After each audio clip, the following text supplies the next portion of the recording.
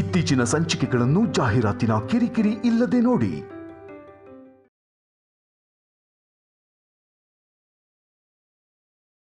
ನೀನ್ ಯಾಕಮ್ಮ ಯೋಚನೆ ಮಾಡ್ತೀಯಾ?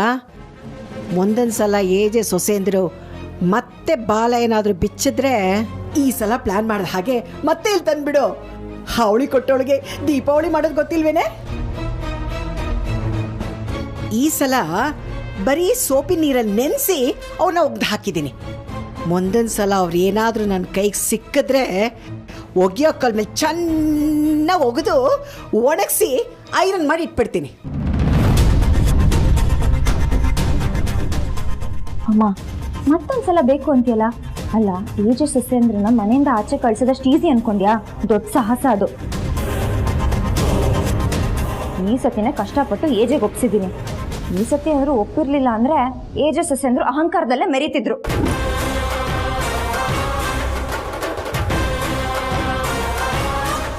ಬಿ ಪಾಸಿಟಿವ್ ಮಗಳೇ.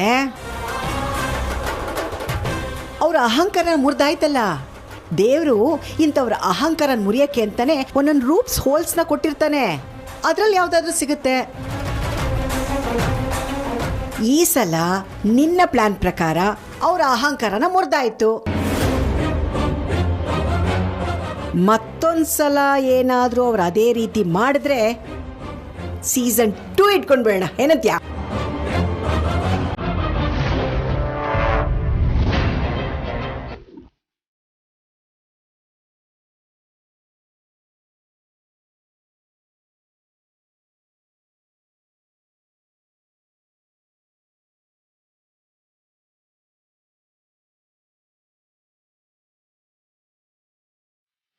ಸರಿ ಸರಿ, ಉಪ್ಪಿನಕಾಯಿ ತಗೊಂಡು ಹೋಗೋದನ್ನ ಮರಿಬೇಡ.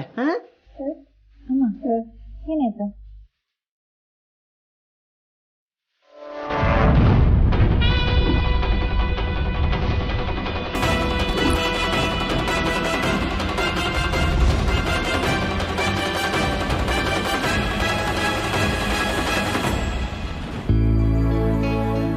ಸರ್, ಏನೋ ಮಾತಾಡಬೇಕು ಅಂತ ಕರ್ಕೊಂಬಂದಿದ್ವಿ, ಆದರೆ ಏನೋ ಮಾತಾಡ್ತಾನೆ ಇಲ್ಲ. ಸರ್, ಅದು ಹೇಗೆ ಹೇಳಬೇಕು ಅಂತ ಗೊತ್ತಾಗ್ತಾ ಇಲ್ಲ. ನಾನೇನಾದರೂ ಹೇಳಿದ್ರೆ ನೀವು ತಪ್ಪು ತಿಳ್ಕೊತೀರೇನೋ ಅನ್ನೋ ಒಂದು ಚಿಕ್ಕ ಭಯ.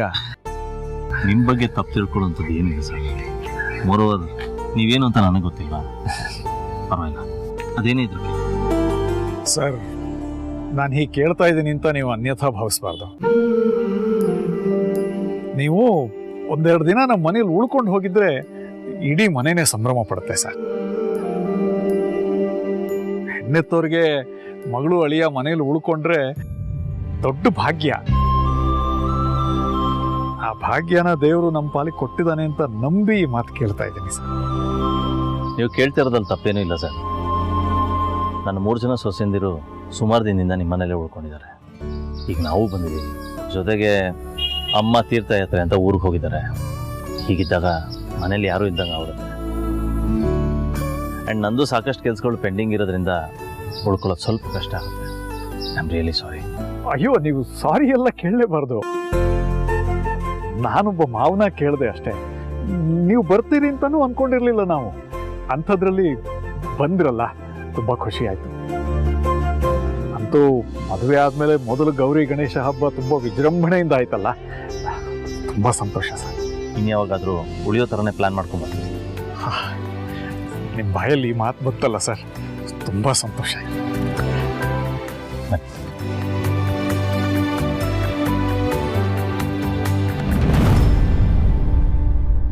ಅದು ಆಕ್ಚುಲಿ ಹೇಳೋದನ್ನೆಲ್ಲ ಬೆನ್ನ ಹಿಂದೆ ಹೇಳಾಗಿದೆ. ಇನ್ನು ಮುಂದೆ ನಡೆಯೋದನ್ನ ನೋಡ್ತಾ ಇರಬೇಕು ಅಷ್ಟೇ. ಏಜೆ ನಮ್ಮನ್ನ ಈ ಮನೆಗೆ ಕಳ್ಸಿದ್ದಾರೆ ಅಂದಾಗ್ಲೇ ನನಗೆ ಎಲ್ಲೋ ಏನೋ ರಾಂಗ್ ಹೊಡಿತಿದೆ ಅಂತ ಅನ್ನಿಸ್ತು. ಏಜೆ ಯಾವತ್ತೂ ಅವ್ರ ಸೊಸೆಯನ್ನ ಬಿಟ್ಕೊಟ್ಟೋರಲ್ಲ. ಆದ್ರೆ ನೀನು ಅವರನ್ನು ದಾಟಿ ನಮ್ಮ ಲೈಫ್ ಕೈ ಇಟ್ಬಿಟ್ಟೆ. ಅದು ಹಾಗಲ್ಲ ದುರ್ಗಾಂಬ, ನನ್ನ ಮಾತನ್ನು ಸ್ವಲ್ಪ ಕೇಳಿ.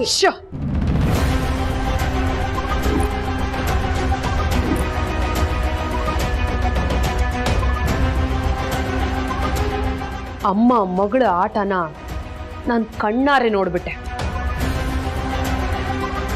ಇನ್ನೇನಿದ್ರು ನಮ್ಮ ಆಟನ ನೀವ್ ನೋಡ್ಬೇಕು ಅಷ್ಟೆ. ನಮಗ್ ಅನ್ನ ನೀರು ಕೊಡದೆ, ನಿದ್ದೆನು ಮಾಡಕ್ ಬಿಡದೆ ಮನುಷ್ಯತ್ವ ಮರ್ತು ನಡ್ಕೊಂಡ್ರಿ ಅಲ್ಲ. Good. I appreciate your courage. ಆದ್ರೆ ಒಂದು ಮಾತು ನೆನ್ಪಿಟ್ಕೊಳ್ಳಿ, ನನ್ನ ಲೈಫಲ್ಲಿ ಕ್ವೆಶ್ಚನ್ ಪೇಪರ್ನ ಖಾಲಿ ಬಿಟ್ಟಿದ್ದ ಅಭ್ಯಾಸನೇ ಇಲ್ಲ. ಇನ್ಫ್ಯಾಕ್ಟ್ ಎಕ್ಸ್ಟ್ರಾ ಮಾರ್ಕ್ಸ್ಗೂ ಬರ್ದ ಅಭ್ಯಾಸ.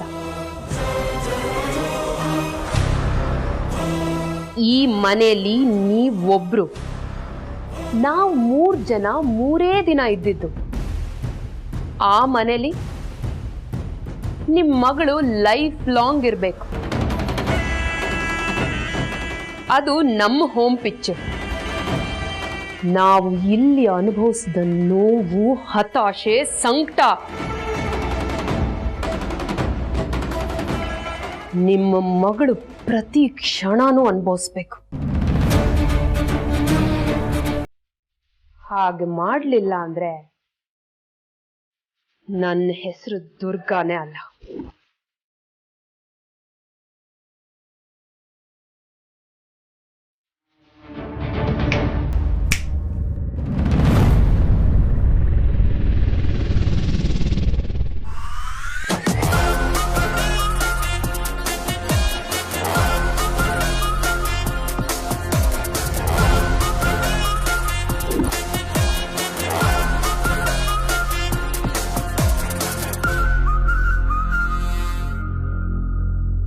ದುರ್ಗಂಬ, ನಿಮ್ಮ ಹೋಮ್ ಪಿಚ್ಚಲ್ಲಿ ನೀವೇ ಆಟ ಆಡ್ಕೋಬಹುದು, ಒಪ್ಕೊಳ್ತೀನಿ. ಆದ್ರೆ ನಂದು ಒಂದು ಮಾತಿದೆ, ಅದನ್ನ ನೀಟಾಗಿ ಕೇಳಿಸ್ಕೊಂಡು ಹೋಗಿ. ಹಾಫ್ ಸೆಂಚುರಿ ಹೊಡೆದಿರೋ ನಾನೇ ನಿಮ್ 3 ಜನನ ಈ ರೇಂಜಲ್ಲಿ ರುಬ್ಬಿದ್ದೀನಿ ಅಂದ್ರೆ ನನ್ನ ಮಗಳು ಲೀಲಾ ಬಿಸಿ ರಕ್ತದ ಯುವತಿ ನಿಮ್ಮ 3 ಜನನ ಇನ್ಯಾವ ರೇಂಜಲ್ಲಿ ರುಬ್ಬೋದು ನೀವೇ ಸ್ವಲ್ಪ ಥಿಂಕ್ ಮಾಡಿ.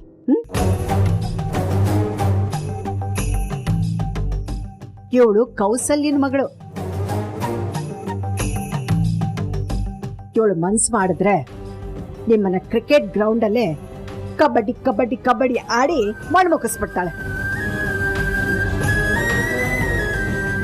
3 ಜನಕ್ಕೆ 3 6, ಇನ್ನ ಉಳಿದಿರೋ 3 ಬಾಲು ಮುಂದಿನ ಜನ್ಮಕ್ಕೆ ಫಿಕ್ಸ್. ನನ್ನ ಮಗಳ ಹತ್ರ ಹುಷಾರಾಗಿರು ದುರ್ಗಾಂಬ.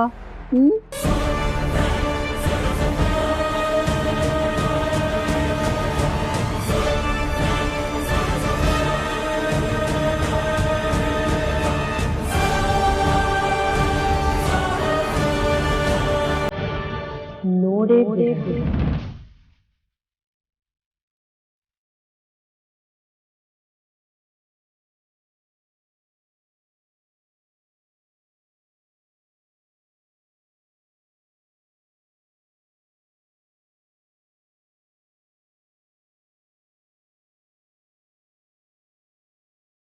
ಅಮ್ಮ, ಅಯ್ಯೋ, ಗಾಬರಿ ಆಗ್ಬೇಡ ಮಗಳೇ. ಈ ಕೌಶಲ್ಯ ತೋರಿಸ್ತೀನಿ ಬಾ, ಅರ್ಶಿನ ಕುಂಕುಮ ಕೊಡ್ತೀನಿ ಬಾ ಚಿನ್ನ.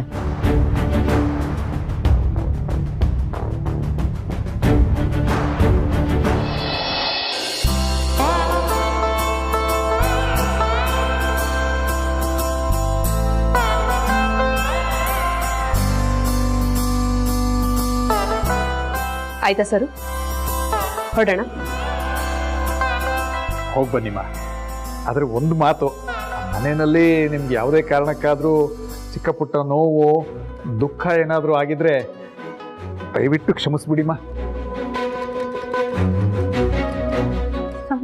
ಸಣ್ಣ ರಾಮನಗರದ ಬಂಡೆಗಿಂತ ದೊಡ್ಡ ನೋವೇ ಆಗಿದೆ.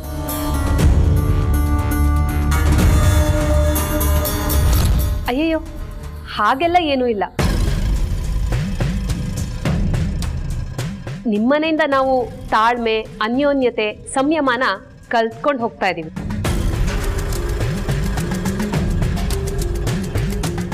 ಇದನ್ನ ದೊಡ್ಡ ಗುಣ. ಆಗಾಗ ಮನೆಗೆ ಬರ್ತಾ ಇರಿ. ಅಯ್ಯೋ, ಇಷ್ಟತ್ರ ಆದ್ಮೇಲೆ ಬರ್ದೇ ಇರಕ್ಕಾಗತ್ತಾ? ಖಂಡಿತ ಬರ್ತೀವಿ. ಆದ್ರೆ ಈಗ ಹೋಗಿ ಬರ್ತೀವಿ. ನಾವೇನು ಬರ್ತೀವಿ.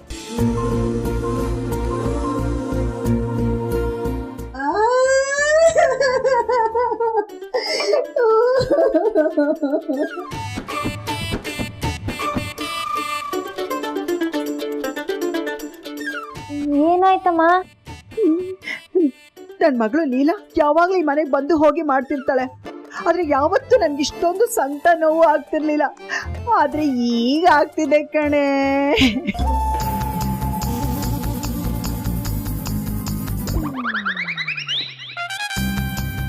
ಇದ್ದಕ್ಕಿದ್ದಾಗೆ ಏನಾಯ್ತಮ್ಮ?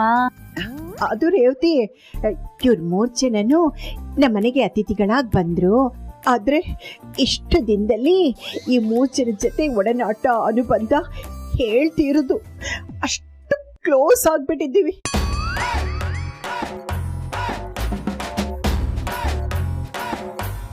ಈಗ ಅವ್ರನ್ನ ಬಿಟ್ಟಿರಕ್ಕೆ ಆಗ್ತಿಲ್ಲ ಕಣೆ ಲೀಲಾ ನನ್ಗೆ.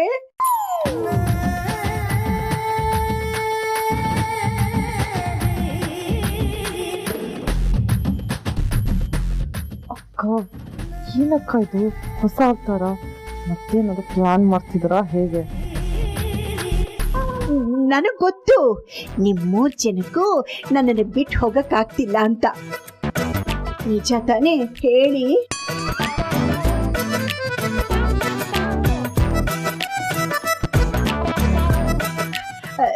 ರೀ ಅದೇನ್ರಿ ನೋಡಿದ್ರಾ, ಮೌನಂ ಸಮ್ಮತಿ ಲಕ್ಷಣಂ.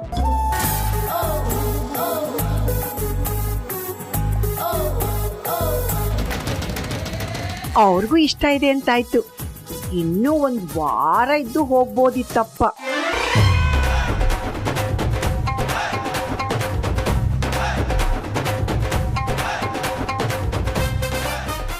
ಅದಕ್ಕೆ ಹೇಜಿ ಹೂ ಅಂದ್ಬಿಟ್ರೆ ಏನ್ ಮಾಡೋದು? ಇವ್ರ ಮೇಲೆ ನಿಮ್ಗಿರೋ ಪ್ರೀತಿ ನಂಗೆ ಅರ್ಥ ಆಗ್ತದೆ.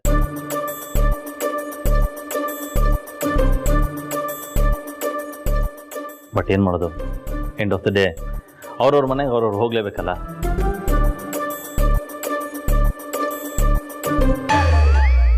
ಬಟ್ ಯೋಚನೆ ಮಾಡ್ಬಿಡಿ, ಮುಂದಿನ ಸಲ ಇನ್ನೂ ಹೆಚ್ಚಿಗೆ ದಿನ ಇರೋ ಥರನೇ ಕಳಿಸ್ಕೊಡ್ತೀನಿ.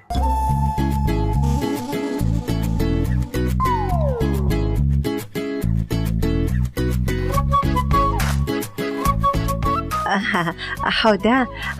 ಹಾಗಂತೀರಾ? ಸರಿ, ಓಕೆ.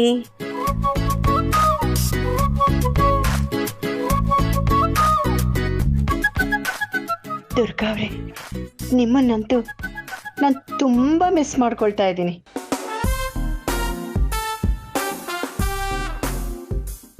ಒಂದೇ ಒಂದ್ಸಲ ಹಗ್ ಮಾಡ್ಬಿಡ್ಲಾ? ದುರ್ಗಾಂಬ ಬನ್ನಿ ಈ ಕಡೆ. ನಿಮ್ಮನ್ನ ತುಂಬಾ ಮಿಸ್ ಮಾಡ್ಕೊಳ್ತಾ ಇದ್ದೀನಿ ನಾನು.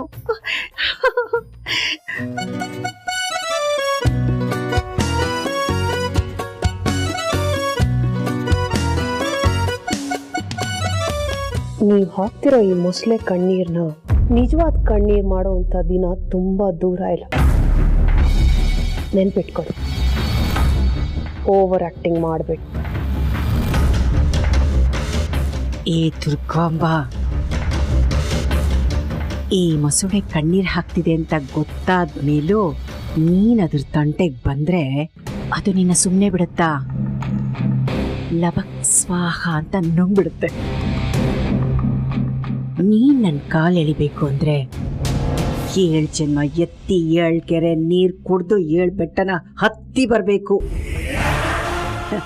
ನಾನ್ ಗೊತ್ತಲ್ಲ, ಒಲಿದ್ರೆ ಗೋಲ್ಡ್, ಮೊನದ್ರೆ ಮ್ಯಾರಿಗೋಲ್ಡ್.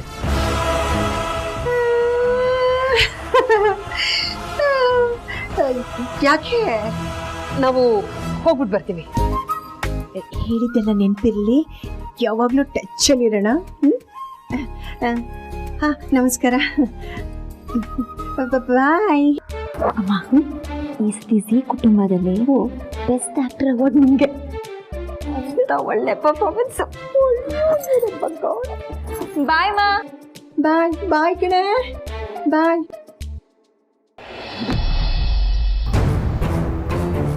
ಸರು ಸರು ಸರು ಸರು ನೀನು ಒಬ್ಳೆ ತಗೊಂಡು ಹೋಗ್ತೀಯ, ನಾನು ಹೆಲ್ಪ್ ಮಾಡ್ತೀನಿ.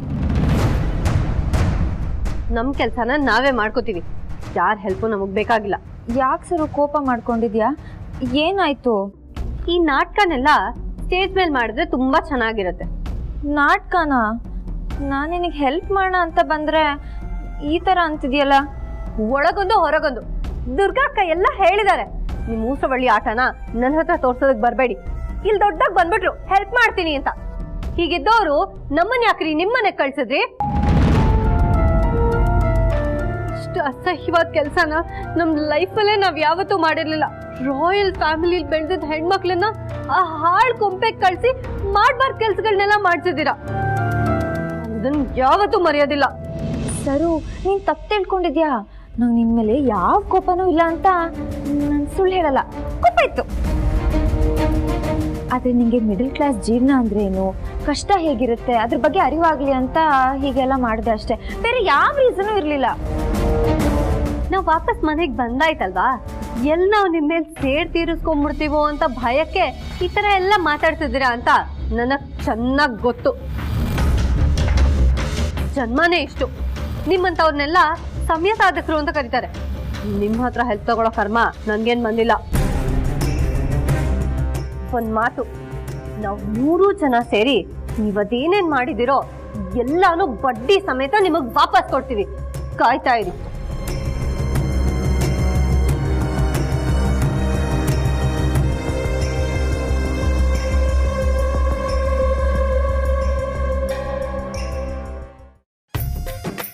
ಓಹೋ, ಏನೇ ಲಕ್ಷ್ಮಿ ನಿನ್ನ ಹಣೆ ಬರ. ಇಂಥ ಲಕ್ಸುರಿ ಮನೆ ಬಿಟ್ಬಿಟ್ಟು ಆ ಹಾಳಾದ ಕೊಂಪಿಲ್ ಜೀವನ ಮಾಡಿ ಬಂದಿಯಲೆ. ಇದನ್ನೆಲ್ಲ ಯಾವಾಗ ನೋಡ್ತೀನಪ್ಪ ಅಂತ ಅನ್ಸ್ಬಿಟ್ಟಿತ್ತು. I missed you my dear sofas. ಇದನ್ನೆಲ್ಲ ನೋಡ್ತಿದ್ರೆ ನಮಗೆ ನಮ್ಮನೆನೇ ಸ್ವರ್ಗ, ಬೇರೆ ಎಲ್ಲ ನರ್ಕ ಅಂತ ಅನ್ಸ್ಬಿಟ್ಟಿತ್ತು. ಈ ಸೋಫಾ, ಈ ಮನೆ, ಆ ಬೆಡ್ಡು, ಆ ಆಳು ಕಾಳು, ಈ ರಾಸ್ಕಲ್ ವಿಶ್ವರೂಪ್ ಸದ್ದು ಎಲ್ಲ ತಲೆಯಲ್ಲಿ ಹಾಗೆ ಸೇರಿ ಮರೆಯೋಕ್ಕಾಗದೆ ಗಾಯ ಮಾಡಿಬಿಟ್ಟಿತ್ತು. ವಾಟ್ ಎವರ್, ನಾನು ವಾಪಸ್ ಬಂದಿದ್ದೀನಲ್ಲ ಅಷ್ಟೇ ಖುಷಿ ಸಾಕು. ಮೇಡಮ್ ಕರೆದ್ರ? ನನಗೆ ಹುಚ್ಚ ನಿಮ್ಮನ್ನು ಕರೆಯೋಕ್ಕೆ. ಆದ್ರೆ ನಾನೇ ಕೇಳ್ಬೇಕಂತಿದ್ದೆ, ಹೌದು ಟ್ರಿಪ್ ಮೇಡಮ್, ಹೇಗಿತ್ತು ಟ್ರಿಪ್ಪು? ನಮ್ಮನ್ನ ಇಲ್ಲಿಂದ ಟ್ರಿಪ್ಪಿಗೆ ಕಳಿಸುವಾಗಲೇ ನಿಮ್ಗೆಲ್ಲ ಗೊತ್ತಿತ್ತು. ಆಗ ಮ್ಯಾಜಿಕಲ್ ಟ್ರಿಪ್ ಅಂತ ನಮ್ಮನ್ನ ಆ ಕೌಸಲ್ಯನ ಮನೆಗೆ ಕಳಿಸಿದ್ರಿ ಅಲ್ವಾ ಮೇಡಮ್? ನಾನು ಬರೀ ಪಾತ್ರಧಾರಿ ಅಷ್ಟೇ, ಸೂತ್ರಧಾರಿ ಮೇಲಿರೋ ಏಜಿ ಸರ್, ಅದಕ್ಕೆ ಕೇಳೋಣ ಅಂತ ಬಂದೆ. ಹೇಗಿತ್ತು ಮೇಡಮ್ ಟ್ರಿಪ್ಪು? ನಿಮ್ಗೇನನ್ಸುತ್ತೆ? ಏನಂತ ಹೇಳಿ ಮೇಡಮ್, ಕಣ್ಣು ಗುಡ್ಡೆ ಹೊರಗೆ ಬಂದು ಹೊಟ್ಟೆ ಒಳಗೋಗಿದೆ, ಬಾಡಿ ಸೊರಗಿ ಸೊರಗಿ ಸೊರೆಕಾಯಿ ಥರ ಆಗಿದೆ. ಮತ್ತೆ ನಮ್ಮ ಬಾಸ್ ಹತ್ರ ಮೈಂಡ್ ಬ್ಲೋಯಿಂಗ್, ಫ್ಯಾಂಟಾಸ್ಟಿಕ್, ಅಮೋಘವಾಗಿತ್ತು ಅಂತ ನಮ್ಮ ಆಗೂರು ಹಂಸಲೇಖ ಸರ್ ಥರ ಗೋಲ್ಡನ್ ಬಜರ್ ಕೊಟ್ರಂತೆ. ಹೇಗೆ ಮೇಡಮ್ ಇದೆಲ್ಲ? ಅಲ್ಲ, ಇನ್ ಕೇಸ್ ನಿಮ್ಗೆ ಈ ಥರ ಟ್ರಿಪ್ ಇಷ್ಟಿದ್ರೆ ಹೇಳಿ, ಬಾಸ್ ಹತ್ರ ಮಾತಾಡಿ ಇನ್ನೊಂದು 4 ಟ್ರಿಪ್ ಮಾಡಿಸ್ತೀನಿ. ಈಗ ಬಾಯಿ ಮುಚ್ಕೊಂಡು ಹೋಗ್ಲಿಲ್ಲ ಅಂದ್ರೆ ಕೈಗೆ ಸಿಕ್ಕಿ ತಗೊಂಡು ಹೊಡೆದಾಕ್ಬಿಡ್ತೀನಿ. ಸುಮ್ಮನೆ ಹೋಗ್ರಿ. ಹೋಗ್ರಿ ಅಂತ ಹೇಳಿ ಇವರೇ ಹೋಗ್ಬಿಟ್ರಲ್ಲ, ಪರವಾಗಿಲ್ಲ, ಇರಲಿ, ನಾನು ಲೀಲೆ ಮೇಡಮ್ನ ಮಾತಾಡಿಸ್ತೀನಿ. ಅಕ್ಕ, ಏನ್ ಯೋಚನೆ ಮಾಡಿದ್ರಿ? ಏನಾದ್ರೂ ಹೊಸ ಐಡಿಯಾ ಬಂತಾ? ಆ ಮನೆಯಲ್ಲಿ ನಾವ್ ಸಹಿಸ್ಕೊಂಡಿದ್ದ ಅವಮಾನ ಒಂದ್ ಲೆಕ್ಕ ಆದ್ರೆ, ಆ ಲೀಲಾ ಇಲ್ಲಿ ಅನುಭವಿಸೋ ನೋವು ಇನ್ನೊಂದು ಲೆಕ್ಕ. ನಾವೆಲ್ಲ ಸಹಿಸ್ಕೋಬೇಕು, ನಮಗೂ ಒಂದು ಟೈಮ್ ಬರುತ್ತೆ ಅಂತ ನೀವೇ ಹೇಳಿದ್ರಿ. ನಮ್ದೇ ಹೋಮ್ ಪಿಚ್ಚಿಗೆ ವಾಪಸ್ ಬಂದ್ಮೇಲೆ ನೀವದೇನ್ ಮಾಡ್ತೀರಾ ಅಂತ ಈ ಮನೆಯೊಳಗಲ್ಲ, ನಿಮ್ ಫ್ಯಾನ್ ಆಗಿ ಕೇಳ್ತಾ ಇದ್ದೀನಿ. ಹೇಳಿ ಅಕ್ಕ, ಆ ಲೀಲಾಗೆ ಏನ್ ಮಾಡ್ಬೇಕು ಅಂತಿದ್ದೀರಾ? ರಾಜ ಬೀದಿನಲ್ಲಿ ಮೆರಿಬೇಕಾಗಿದ್ದ ನಮ್ಮನ್ನ ಬೀದಿ ನಾಯಿಗಿಂತ ಕೀಳಾಗಿ ನೋಡ್ಕೊಂಡಿದ್ದ ಕೌಸಲ್ಯನ್ನ ಆಮೇಲೆ ನೋಡ್ಕೋತೀನಿ. ಈಗ ನನ್ನ ಕಣ್ಣಿರೋದು ಆ ಲೀಲಾ ಮೇಲೆ. ನಮಗಾಗಿರೋ ನೋವು ಅವಳಿಗೂ ಆಗ್ಬೇಕು. ನಮಗೆಲ್ಲ ನಿದ್ದೆಗೆಡ್ಸಿದ ಅವಳು ನಿದ್ದೆಗೆಡಬೇಕು. ಅನ್ನ ಸಿಗದೆ ಒದ್ದಾಡಿದೀವಿ, ಅವಳಿಗೂ ಅನ್ನ ಸಿಗದೆ ವಿಲಿ ವಿಲಿ ವಿಲಿ ವಿಲಿ ವಿಲಿ ಒದ್ದಾಡ್ಬೇಕು. ಚಳಿನಲ್ಲಿ ನಡಗಿದೀವಿ, ಅವಳು ಚಳಿನಲ್ಲಿ ನಡಗಿ ಸಾಯ್ಬೇಕು.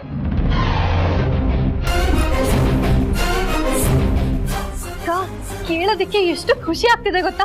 ನನಗಂತೂ ಸಿಕ್ಕಾಪಟ್ಟೆ ಕ್ಯೂರಿಯಾಸಿಟಿ ಇದೆ. ಈ ಮೋಸ್ಟ್ ಅವೇಟೆಡ್ ಮೂವಿ, ಕಾತುರದಿಂದ ಕಾಯ್ತಿರೋ ಸಿನಿಮಾ ಆ ಥರ ಎಲ್ಲ ಹೇಳ್ತಾರಲ್ಲ, ಹಾಗೆ ನೀವು ತೋರಿಸೋ ಸಿನಿಮಾನ ಲೈವ್ ಆಗಿ ನೋಡೋದಕ್ಕೆ ನಾನು ಕಾಯ್ತಾ ಇದ್ದೀನಿ. ಹೇಳಿ ಅಕ್ಕ.